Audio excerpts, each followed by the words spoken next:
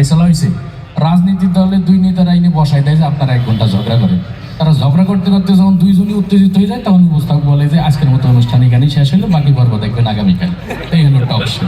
এই যে রান্না বান্না যে দেখায়, কোনো রুচিসম্মত রান্না শিখাইলে তাও কাজে হতো।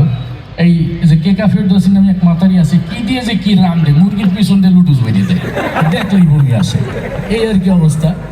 তো একজন মানুষ, রুচিসম্মত একজন মানুষ অনেক দিন পর টেলিভিশনের সামনে বসছে যে দেখি টেলিভিশনে কি হয়। টেলিভিশন খুলে দেখে যে কোনো চ্যানেলের অনুষ্ঠান তার ভাল লাগে না। এই কোনোটাই খেলাধুলা, কোনোটাই রান্নাবান্না, কোনোটাই টক শো, কোনোটাই সিনেমা, এই হাবিজাবি হইতেই আছে। তখন সে ওই 2-3 সেকেন্ড দেখে আর চ্যানেল পরিবর্তন করে। এখন আপনাদেরকে একটা জিনিস শোনাবো, সেটা হলো এই যে 2-3 সেকেন্ড পর পর চ্যানেল পরিবর্তন করে, কাকতালীয়ভাবে এক চ্যানেলের আওয়াজ আর এক চ্যানেলের সঙ্গে মিলে গেলে কেমন শোনাবে। সবাই একটু মনোযোগ দিয়ে শুনবেন, কারণ হুট করে কথা এক জায়গা থেকে আর এক জায়গায় চলে গেলে বুঝবেন যে চ্যানেল পাল্টানো হয়েছে। ঠিক আছে, টেলিভিশন অন করবো। আচ্ছা, টেলিভিশন অন করার পর শুরু হলো সকাল 7:30 শুধুমাত্র দৈনিক গেড়াগল পত্রিকার বরাত দিয়ে অনুষ্ঠানের প্রধান অতিথি তার বক্তব্যে আরো বলেন,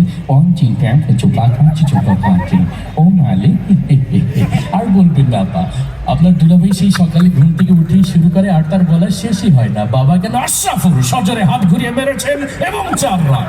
মৃদা ভাই, আপনি জানেন এই সেই আশরাফুল যাকে নিয়ে গর্ব করেন বাংলাদেশ দলের coach mister Bush. Mister Bush Afghan প্রশ্নে আরো বলেন, আফগানিস্তান থেকে সৈন্য প্রত্যাহার করার সময় এখনো হয়নি, প্রয়োজনে আরো বিপুল সংখ্যক পরিমাণ সৈন্য গরম তেলের মধ্যে ঢেলে ইচ্ছে মতো নাড়তে থাকবেন। এবার যে কথা বলছিলাম, তারপর আপনার ঝাল মশলা সবকিছু পরিমাণ মতো দিয়ে ঘুমটি একটু পোড়া পোড়া গন্ধ হলে ঢাকনাটা তুলেই সেখান থেকে 10টি বোমা একটি তাজারে উদ্ধার করেন ডিবি পুলিশ। চলন্ত ট্রেন থেকে আকস্মিক বোমা পাওয়া যায়, ট্রেনের যাত্রীরা সবাই ভয়ে চিৎকার করে বলে ওঠেন, আউট আউট আউট আউট।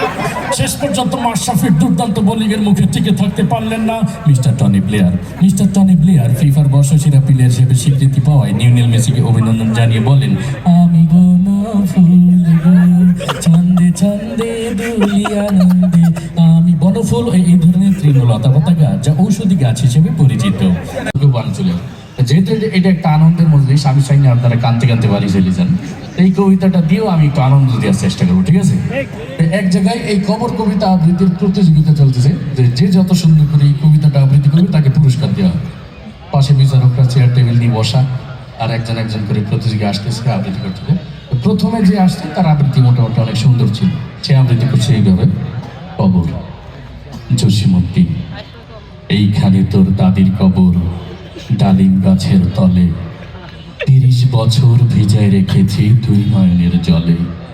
এতটুকু তারই ঘরে এনেছিল সোনার মতন মুখ, পুতুলের বিয়ে ভেঙে গেল বলে কেঁদে ভাসাইত বুক। এখানে ওখানে ঘুরিয়া ফিরিতে ভেবে হইতাম সারা, সারা বাড়ি ভরি এত সোনা মোর ছড়াইয়া দিল কারা। যাই হোক, অনেক সুন্দর করে আবৃত্তি করছে, সবাই খুব মাশাআল্লাহ মারাবা দিছে। সে যাওয়ার পরে আসছে একজন নেতা।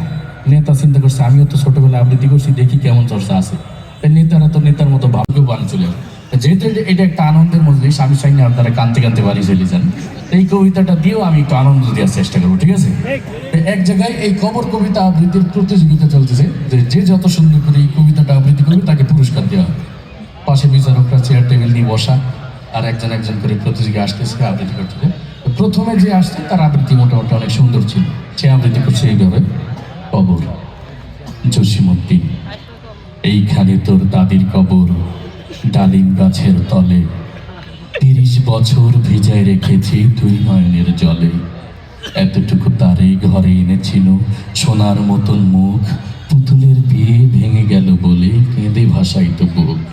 এখানে ওখানে ঘুরিয়া ফিরিতে ভেবে হইতাম সারা, সারা বাড়ি ভরি এত সোনা মোর ছড়াইয়া দিল কারা। যাই হোক, অনেক সুন্দর করে আবৃত্তি করছে, সবাই খুব মাশাআল্লাহ মারাবা দিছে। সে যাওয়ার পরে আসছে একজন নেতা। চিন্তা করছে, আমিও তো ছোটবেলায় আবৃত্তি করছি, দেখি কেমন চর্চা আছে। নেতারা তো নেতার মতো ভাব। তারপরে পাশে একজন বসে তাকদুম তাকদুম করে ঢোল বাজায়, আর এক পাশে একজন বসে তবলা বাজায়। এখন ওই রকম রীতিমতো অনুষ্ঠানে গান বলতে গেছে। এখন মূল শিল্পী যার কাছে হারমোনিয়াম আছে, সে গান শুরু করবে, ঠিক ওই সময় তার টয়লেটে চাপ দিচ্ছে। এখন কি করবে, গান বাদ দিয়ে তো টয়লেটে দৌড় দেওয়া যায় না, কিছু একটা তো পরিবেশন করা দরকার। কোনো উপায় না দেখে হারমোনিয়াম বাজাচ্ছে আর সুরে সুরে বলতেছে, এখন ডান পাশে যে ঢোলালা বসা, সে চিন্তা করলো আমার তো একটু সান্ত্বনা দেওয়া দরকার। তখন ঢোলালা ঢোল বাজায় আর বলে, তাকদুম তাকদুম তুমি চাইপা চাইপা রাখ। এই পাশে তবলালা মশা সে চিন্তা করলো আমারও তো একটু সান্ত্বনা দেওয়ার দরকার। তখন তবলালা তবলা বাজায় বলে তেরে কেটে থাক, চেপে চেপে রাখ, তেরে কেটে থাক, চেপে চেপে রাখ। আমাদের এখানে ঢোল তবলা হারমোনিয়াম কিচ্ছু নাই, আমাদের চেপে চেপে রাখার দরকার নাই, ঠিক কিনা?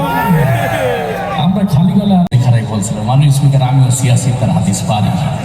এখন মানুষ সচেতন হয়ে গেছে, আমরা বুঝি কে যে সিয়াসিত্তার আলেম আর কেটা বুক ফাইটে যাওয়া আলেম আমরা এখন ভালো করে বুঝি, ঠিক কিনা? যাই হোক, কি একটা গান যে বন্ধু যখন বলি আমার বাড়ির পাশ দিয়ে রঙ করে হাইটে যায়, আমার বুক ফাইটে যায়। তোর বন্ধু হ্যাঁ বউলেই যাইতেছে, তোর বুক ফাটার কারণ কি? তুই পারলে এটা বিয়ে কর, আর একজনের বউ দিয়ে তোর বুক ফাটবে কেন? এই সমস্ত বেহায়া গান শোনাই শুনে যুব সমাজ নষ্ট করে দিয়েছে।